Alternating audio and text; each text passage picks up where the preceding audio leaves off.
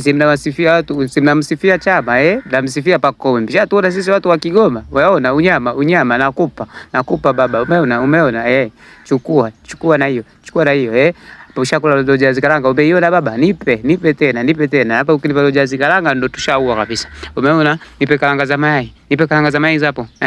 Umeona baba na dribble, umeona? Nikitembea toka hapa hadi Mwanga, kazura mimba hiyo. Umeona? Baba, hii hapa. Nakupa. Nalala nayo hiyo. Umeiona? Haya baba, nakupa style nyingine hii hapa. Hiyo style inaitwa kifo cha mende chali. Ukiniloga unipati, kaseme tena kwa jirani. Hii hapo, twende baba.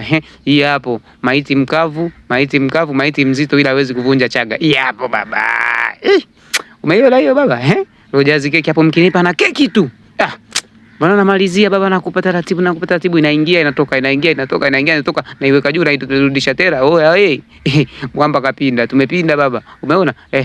Nahangaika kusajili nje. Tunasajili nje wapi? Nje hapa, nenda Kigoma hivi hapo vitu vipo. Umeona baba? Anakupa tena Kigoma hiyo baba. Kwa una Mzamiru Yasini, huyu hapo mdogo wake.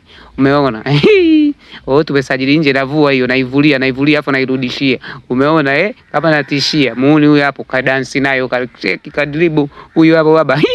Oya baba, EST yako. Sina jinsi, sina noma hii hapo baba.